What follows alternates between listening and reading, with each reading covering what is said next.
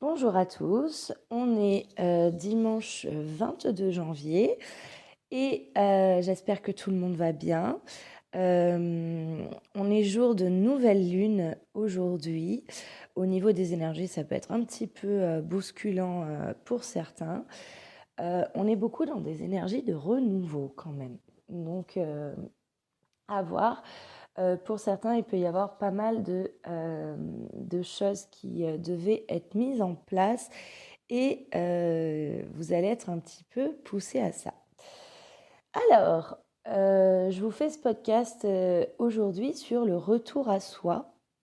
Euh, comment euh, comment est-ce que ça se manifeste? Quels sont les conseils pour le retour à soi? Qu'est-ce que c'est que ce fameux retour à soi? Puisque on en parle énormément, notamment dans le parcours flamme. Je voudrais faire un petit aparté, c'est-à-dire que le retour à soi, c'est quelque chose que absolument tout le monde va devoir faire à un moment de sa vie et va devoir entretenir pour pouvoir être plus heureux et plus en phase avec sa vie.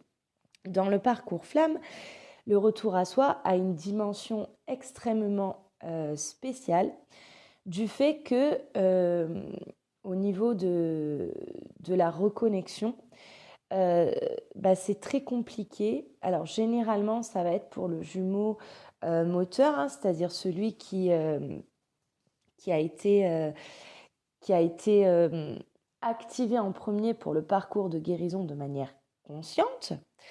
Mais c'est très difficile puisque ce retour à soi va devoir,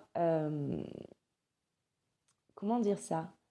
Il va falloir lâcher son autre, lâcher du regard son autre, lâcher de côté, mettre de côté son autre, mettre de côté son lien pour pouvoir revenir vers soi. Pour autant, donc ça c'est la dimension difficile au niveau du parcours, c'est ce qu'on va retrouver vraiment dans les débuts de parcours ou dans certains parcours qui peuvent avoir une certaine durée, mais où la personne n'a pas encore activé son chemin de guérison, hein, tout simplement. Euh, donc ça va être vraiment un moment difficile parce que il va falloir plonger à l'intérieur de soi. Le retour à soi, c'est vraiment ça, c'est un plongeon à l'intérieur de soi. Enfin, il débute de cette façon-là. Et pour moi, le retour à soi, c'est en fait ce qui est défini par le processus d'individuation défini par Jung.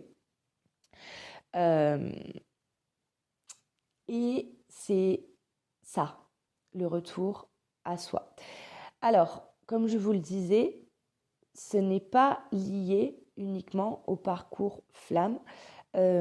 Chaque être humain a cette capacité et a cet appel justement à ce processus d'individuation, excusez-moi. Euh, Chacun le fera ou pas, embrassera son chemin ou pas. Euh, Si vous êtes sur cette chaîne, c'est que vous êtes ou vous pensez en parcours flamme. Et donc, ça va avoir forcément des répercussions différentes puisque ce retour à soi va aussi de fait emmener un, un, un équilibrage au niveau du duo, mais ça c'est pour plus tard. Ça débute par un grand plongeon, je vous disais. Pour qu'il y ait ce grand plongeon, il faut être arrivé à un stade dans sa vie où on n'avance plus, où on est dans certains blocages, où on ne sait pas euh, exactement euh, où et comment se positionner, où on est complètement paralysé, je dirais, entre la voie du mental et la voie du cœur. Le retour à soi, il est...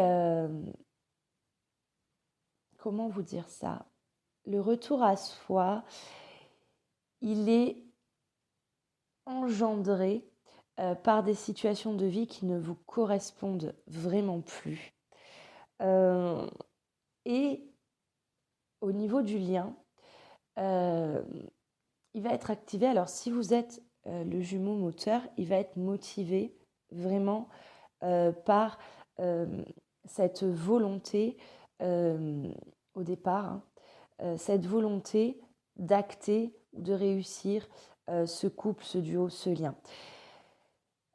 Si vous n'êtes pas le jumeau moteur, si vous êtes le deuxième à travailler en conscience, il va être vraiment motivé parce que, en fait, vous n'êtes pas dans votre vie. Vous avez vraiment cette sensation que vous n'êtes pas dans votre vie et qu'il est temps de changer des choses et que surtout, vous avez un petit peu cette sensation qu'il y a beaucoup de situations dans votre vie, un petit peu comme si on s'acharnait sur vous et ça va vraiment être motivé par ça.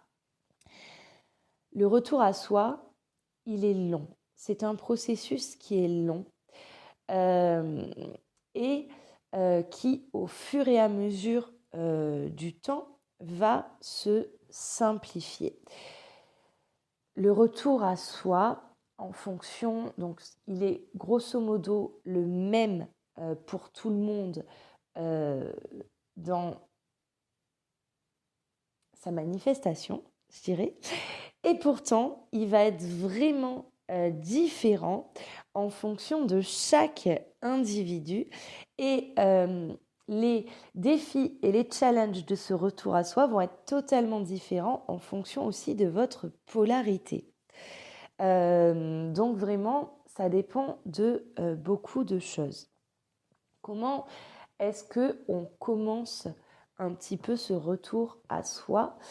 Ça va être ok. Là, j'appuie sur pause, j'appuie sur le bouton pause. Là où je suis, comment est-ce que je suis, ce que je vis ne me convient pas. J'appuie sur pause et je vais plonger à l'intérieur de moi. Le retour à soi, c'est comment j'essaye de trouver les mots pour exprimer ça. C'est avoir cette capacité à comprendre et à accepter déjà que tout part de soi. C'est-à-dire s'il y a des situations qui ne me conviennent pas, donc ce n'est pas prendre la culpabilité des situations qui ne me conviennent pas, mais c'est tout part de moi. Si ça ne me convient pas, c'est que moi, j'ai quelque chose à faire ou à comprendre. Et donc, ça va être en premier lieu d'observer comment on se sent, d'observer là où ça fait très mal du coup, d'observer les choses qui vont bien, mais ça va être de s'observer soi, c'est-à-dire je vais tourner mon regard vers moi, vers mon intériorité, je vais plonger là-dedans et je vais aller voir. Généralement, on va commencer par le plus gros sujet qui nous embête, d'accord ? Et ça va être ok, il y a ça qui vraiment là, c'est plus possible. Qu'est-ce que je ressens ? Une fois qu'on a ce qu'on ressent, on va aller sourcer le pourquoi on ressent cela. C'est-à-dire, qu'est-ce qui fait que je ressens ça et que je suis bloquée à cet endroit ? On va mettre certains souvenirs en avant qui vont venir se ramener à nous et on va aller chercher en premier dans ce qu'on appelle les blessures d'enfance. Et on va comprendre au fur et à mesure que ce retour à soi, il va vraiment se manifester par ok, mon enfant intérieur a des choses à dire. Il va falloir que j'écoute cet enfant intérieur. Pourquoi est-ce que cet enfant intérieur est en souffrance? Ça prend du temps. Ça prend du temps. On va l'écouter. Et puis, on va aussi aller lui parler en tant qu'adulte, du coup, mais aussi en tant que personne qui a compris des choses que l'enfant, à l'époque, ne pouvait pas comprendre ou à qui on n'a pas expliqué les choses. De là, il va se passer un petit peu je dirais un espèce de maternage de cet enfant intérieur par vous-même. Parti de là, vous allez continuer. Le retour à soi va continuer, d'accord? C'est un processus qui est long, je vous l'ai déjà expliqué. Et ça va être aussi, ok, il y a des choses que j'ai envie de faire et que je me sens absolument incapable aujourd'hui de faire. Qu'est-ce que je ressens par rapport à cette incapacité? Pourquoi est-ce que je me sens incapable de les faire? Ça peut être parce que je ne me sens pas légitime. Ça peut être par rapport à des peurs, par rapport à la société, à ce que on vous a inculqué ou ce que vous croyez qu'il est bon d'être dans cette société. Et du coup, vos envies ne correspondent pas à cette image très cadrée, très structurée, etc. Ça va être des tas de petites choses qui vont se lier les unes aux autres. Il va y avoir aussi ces notions de j'ai envie d'aller vers ça. Et ça va être, ok, comment est-ce que je peux satisfaire cette envie, ce besoin, des fois c'est un appel aussi, comment est-ce que je peux satisfaire ça? Et ça va être une mise en place d'action, du coup de réflexion, d'action, pour pouvoir justement développer ce que vous avez envie de développer. Le retour à soi, ça va être aussi cette capacité à comprendre à l'instant T comment est-ce que vous pouvez vous sentir, que ce soit dans une situation sociale, professionnelle, amoureuse, une situation de vie, une situation seule, ça va être ok, comment est-ce que je me ressens? Là, je me sens bien, c'est ok pour moi. Je me sens en phase. Là, je ne me sens pas bien. Pourquoi est-ce que je ne me sens pas bien? Comment faire pour me sentir bien et que ce soit juste pour moi? Ça va être tout ça, le retour à soi. Ça va être cette capacité à ressentir vraiment qui l'on est, ce que l'on veut et comment le manifester. Le retour à soi, ça va être aussi de cesser, du coup, à un moment, donc par la suite de ce processus, de cesser, du coup, de se sentir attaqué par diverses situations ou personnes. Et ça va être, ok, qu'est-ce que moi, j'en fais? Le retour à soi, c'est vraiment de s'écouter, de se respecter, de s'estimer. Il y a vraiment cette notion-là, c'est-à-dire que tant qu'on n'est pas dans ce retour à soi, on est vraiment dans une mésestime de soi pour plusieurs raisons qu'il va falloir justement aller trouver et aller débunker un petit peu, d'accord? Et ça va être aussi parce que vous observez ce que d'autres personnes vous renvoient et que ce que vous analysez dans ce qui vous est renvoyé en miroir va vous faire penser que vous n'êtes pas assez, vous êtes trop, vous n'êtes pas. Et donc, du coup, vous allez valider dans le comportement d'autres personnes cette espèce de mésestime de vous-même. Le retour à soi va vous amener du coup en fait à vous estimer vous-même, à vous aimer absolument inconditionnellement, et du coup vous n'aurez plus cette recherche de validation ou d'invalidation du coup par les autres. Ce qui fait que le retour à vous-même, du coup, va vous amener cette justesse dans l'être que vous êtes. Pour autant, vous aurez des situations dans lesquelles vous ne serez pas OK. Et justement, ce retour à soi va vous permettre, dans ces situations où vous n'êtes pas OK, de trouver votre juste place et votre juste positionnement.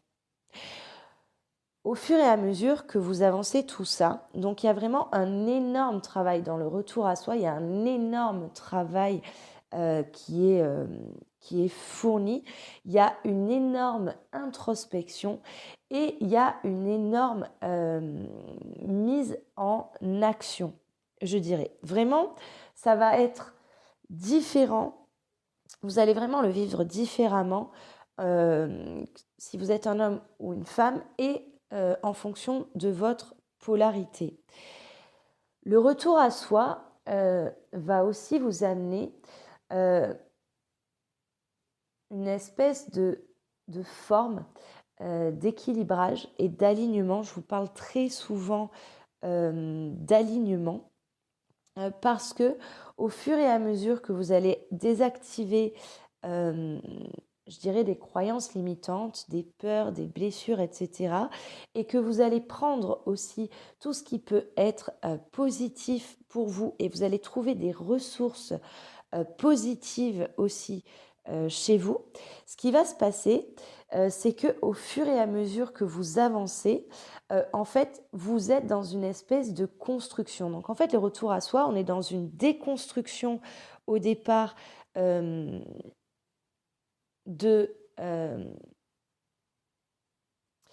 alors, c'est la persona, en fait, mais pour vous l'expliquer, c'est de l'identité que vous vous étiez créée pour concorder avec ce monde.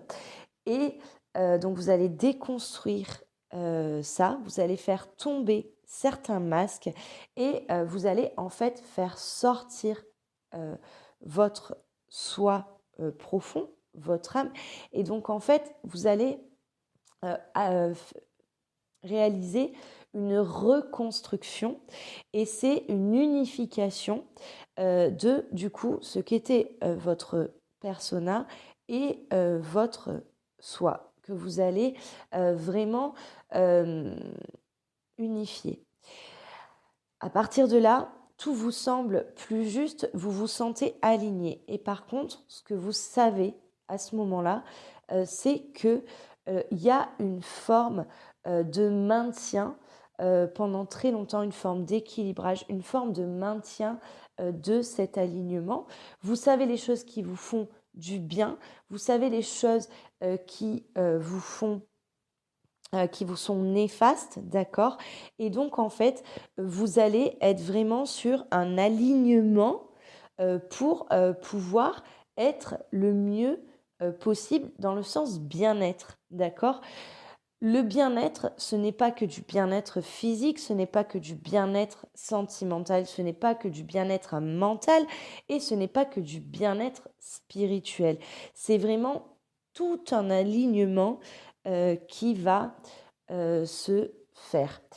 Alors, pour le retour à soi, il peut y avoir des personnes qui ont cette capacité en fait à le faire naturellement en fonction des blessures et des traumas que vous pouvez avoir de par vos blessures d'enfance, de par vos blessures d'adultes, de par aussi vos blessures karmiques et de par vos mémoires transgénérationnelles, vous avez tout intérêt à aller vous faire aider par un coach thérapeute ou par un thérapeute ou par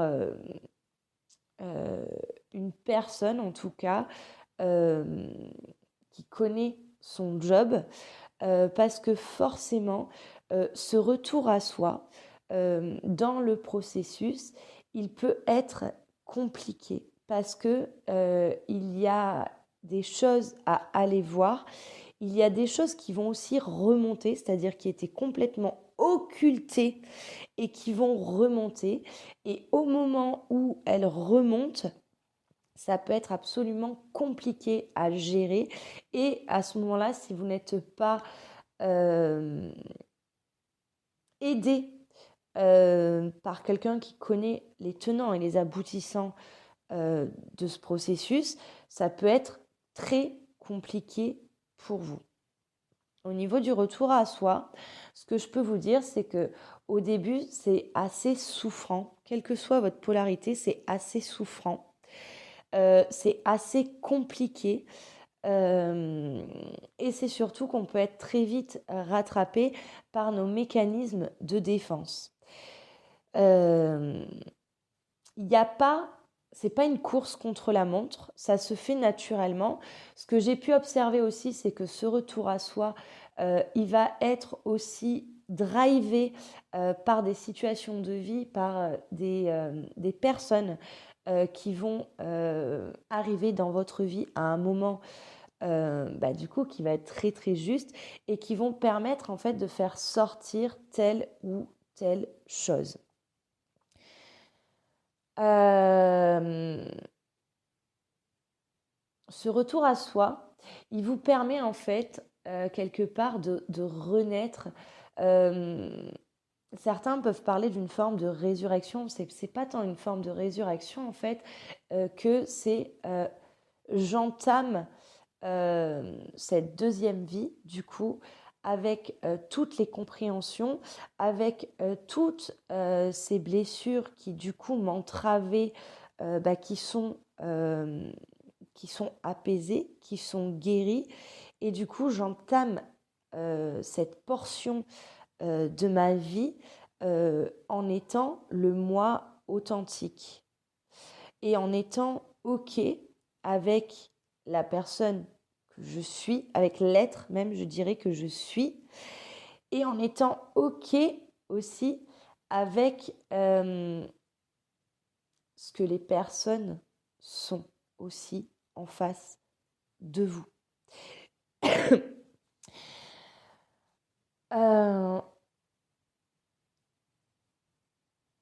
Cette vie, du coup, sera beaucoup plus fluide, sera beaucoup moins souffrante et elle sera beaucoup plus juste. Vous sentirez qu'il y a vraiment de la justesse dans tout ce que vous véhiculez, dans tout ce que vous vivez. Au niveau du lien, au niveau du parcours, ce qu'on peut remarquer, c'est que quand ce retour à soi, donc le processus est jamais totalement terminé, puisqu'après ça va être beaucoup des ajustements, etc.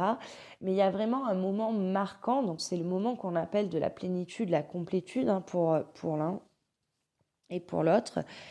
Il y a vraiment ce moment marquant, c'est-à-dire que au niveau du parcours, si on le regarde dans sa globalité, au niveau du lien, si on le regarde dans sa globalité, ce qu'on peut observer, c'est que au moment où cette plénitude est atteinte et où ce qui reste à faire, c'est vraiment maintenir cet alignement pour l'un. Ce qu'on peut observer, c'est que de l'autre côté, que vous soyez en contact ou pas, de l'autre côté, il y a des choses qui vont arriver, qui vont être mises en place et on sent vraiment du coup que le parcours, que le lien avance et on peut arriver à une phase de co-création tout en n'étant pas, comment dire ça? On est dans une co-création, mais on ne souhaite pas forcément cette co-création. Enfin, on n'est pas dans le contrôle de OK, nous allons co-créer, etc. Ça se fait absolument naturellement et de manière beaucoup plus fluide. Le retour à soi, il est essentiel, notamment du coup, si vous êtes dans ce lien d'âme, mais pas que, du coup, hein, je vous l'ai dit tout à l'heure, mais il est essentiel parce que sans ce retour à soi, en fait, vous n'avancerez pas et vous resterez dans des maintiens de souffrance et dans je ne sais pas où je vais et dans un espèce de mécontentement de cette vie. Alors, je vous disais qu'en fonction des polarités, ça peut se manifester de façon différente. Les défis et les challenges vont pas être les mêmes, du coup. Ce que j'ai pu observer, c'est que le retour à soi peut être très, très, très compliqué pour les polarités yin qui ont beaucoup de mal, qui vont être assez dispersés du coup, qui vont aller chercher pas mal de choses et qui vont donc, c'est dit sans aucun jugement, qu'on soit bien d'accord, mais qui vont aller chercher des étiquettes beaucoup et qui vont adopter ces étiquettes et en fait qui pensent du coup être dans le retour à soi et qui en fait n'y sont pas, elles sont dans un retour à soi de pacotille, je dirais. On retrouve souvent une espèce de fausse gratitude, une espèce de faux retour à soi hein, aussi, tout simplement, parce que les yin ont cette tendance à se fuir eux-mêmes, elles-mêmes. Ça va être là, la difficulté chez vous, ça va être d'oser plonger pour de vrai et d'observer pour de vrai et d'actionner aussi pas mal de choses et d'oser vous incarner pour de vrai du coup. Chez les yang, la difficulté, elle est autre. La difficulté chez les yang, ça va être il n'y a pas de problème pour rentrer dans le processus chez les yang, généralement. Mais ça va être d'accepter certaines choses. Il y a beaucoup de résistance, beaucoup de contrôle et beaucoup de j'arrête pas et rien ne fonctionne, d'avoir cette espèce de patience c'est un processus qui prend du temps. Et chez les yang, je peux remarquer une forme de lassitude au fur et à mesure parce que mais j'ai déjà fait tout ça, bordel, un petit peu, vous voyez. Et en fait, c'est normal, ça prend du temps. Et chez vous aussi, du coup, vous pouvez par moment, pour vous mettre en sécurité, en fait, refaire appel à vos mécanismes de protection qui du coup vont être hyper limitants. Donc bien sûr, on voit ça en séance. Le processus de retour à soi, on n'a pas besoin de l'identifier et de l'étiqueter plus que ça. Par contre, ça se fait vraiment au fur et à mesure. On n'a pas besoin de quantifier le travail que l'on a fourni par rapport à ça. Ça vraiment, de quantifier le travail qu'on a fourni, on n'est pas encore dans ce juste retour à soi, puisqu'on est encore dans j'ai quelque chose à démontrer. Le retour à soi, pour finir, vous apporte vraiment cette paix intérieure et cette sérénité. C'est-à-dire, je suis à ma juste place. Je sais quelles ressources utiliser en fonction de mes besoins. Je sais ces choses vers lesquelles je n'ai pas envie d'aller et je suis OK avec ça. On ne subit plus sa vie. On est vraiment dans sa vie et on la vit du coup absolument pleinement. Voilà, j'aurai sûrement d'autres choses à vous dire. N'hésitez pas si vous avez, donc comme je vous le disais, des questions. Pourquoi est-ce que j'ai fait ce podcast sur le retour à soi? Tout simplement parce qu'on me l'a demandé. J'espère que du coup j'aurai répondu au questionnement. Vous pouvez donc continuer à me dire les sujets sur lesquels vous voulez que je fasse un podcast assez vite. Là, le prochain que je vais faire, ça sera sur les nœuds karmiques, puisqu'on m'a demandé ça. Et puis voilà, j'en ai d'autres en cours de préparation. Je reste disponible du coup voilà, pour les séances, pour les guidances. Je reste là aussi pour les guidances annuelles. Donc fin janvier, je clôture les guidances annuelles. Donc il me reste encore quelques places pour les guidances annuelles. Je termine en vous disant que le retour à soi, c'est vraiment fondamental. Vous ne pouvez pas être l'être que vous êtes si vous n'êtes pas passé par ce retour à soi. Je vous dis à très très vite.